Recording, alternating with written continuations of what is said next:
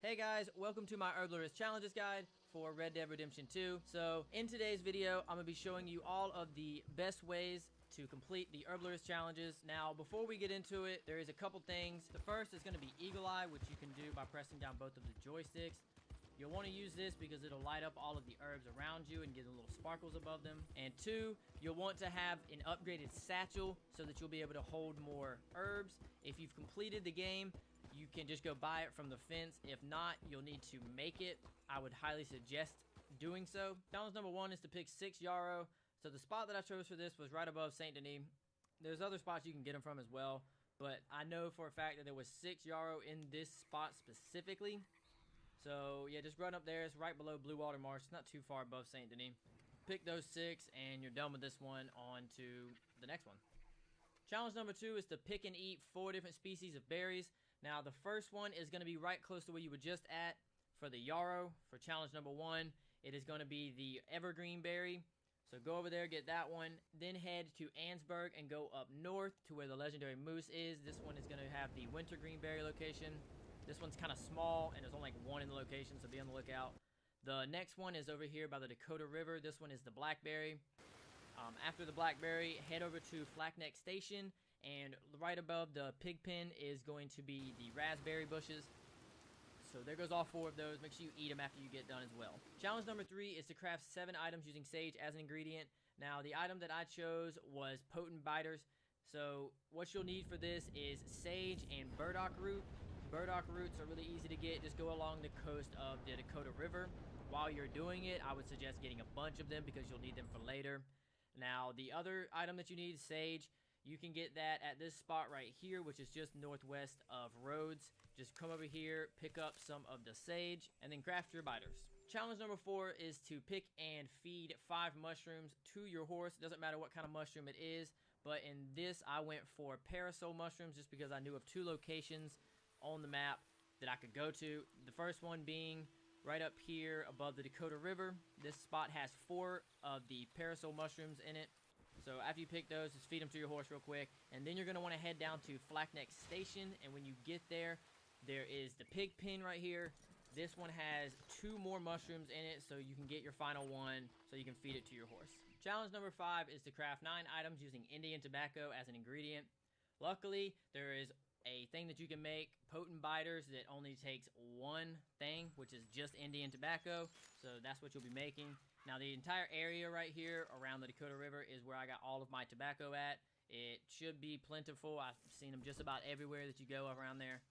So collect all 9 of them, open up a camp, and then craft 9 potent snake oil. Then you're good to go. On to the next one. Challenge number 6 is to pick 15 different species of herb. So luckily, you can get most of them in the area that you're already in right now, which is right here by the Dakota River. So from here, you'll probably get about 11 of them, which is what I got. Then you only got to find 4 more from there, which all you have to do from there is just head over to Lemoy, and you should find 4 more different herbs in that area. And once you get those done, you're on to number 7. Challenge number 7 is to craft and use 5 special miracle tonics. So for this one, it is going to be a pain. It's a long process. I think it took me 2 hours to do this one, so be ready for that. It takes 6 of each herb to make 1 potion. The best spot for currents is going to be right here west of Blackwater. This spot right here above Ansburg is another location. It is not that great. If you are later in the game, I do suggest to come down here to Blackwater, as I think I got all of them within a single day's time. Whereas if you were at Ansburg, you would have to keep sleeping in-game for 2 days to reset the plants, which would be quite annoying as there's only 5 up there. So you would be sleeping quite a lot in-game. And sometimes when you sleep, they don't all reset. Only a couple of them will reset, so you might even have to do it even more than that. Now, the other 2 ingredients are really easy to get. Yarrow is basically everywhere, but if you're going to get burdock, it is all around the coastline right here of the Dakota River. And Yarrow is all up in the mountain areas up there. So once you get those done, come to a campfire, make all of them. And challenge number 8 is to use Oleander Sage to craft 6 poison weapons. Now, you could do arrows. I chose to do throwing knives, but at the time I didn't have a full set of throwing knives. And if you don't either, what you can do is go to the fence in Rhodes, as it is closer to the location for Sage than, say, the one in Saint Denis.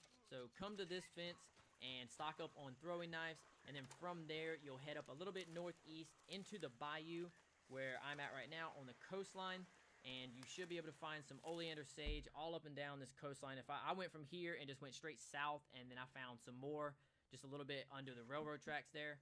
Then after that, go into the crafting menu, go to your poison knives under weapons, and just make 6 of them real quick, and you're good to go. Challenge number 9 is to pick one of each species of herb.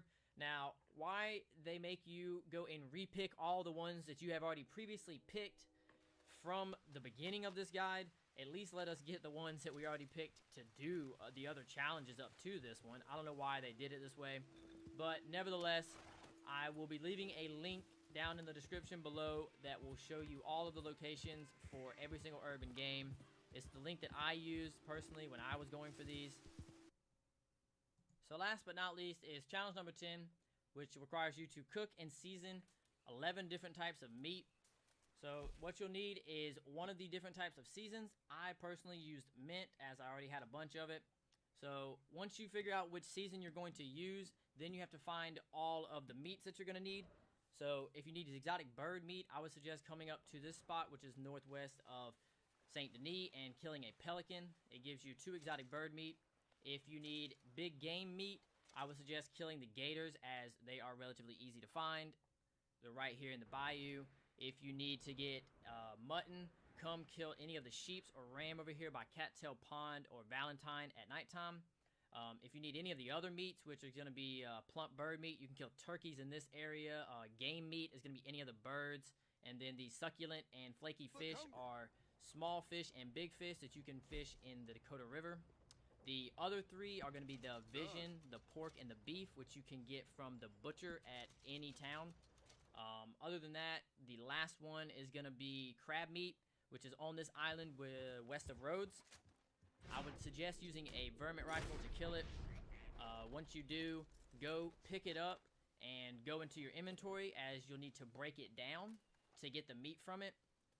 Once you get that, you'll have all 11 meats. Just make sure that you go to your own campfire, as you will need a grill for some of these meats so that you can do them. After you do all those, you'll be done with all the challenges. Make sure you go to the trapper, grab your upgraded gear, as it'll give you some additional Deadeye bonuses. If you guys enjoyed this video, leave it a thumbs up. Subscribe to the channel if you want to see more, and I will see you guys in my next video. Peace.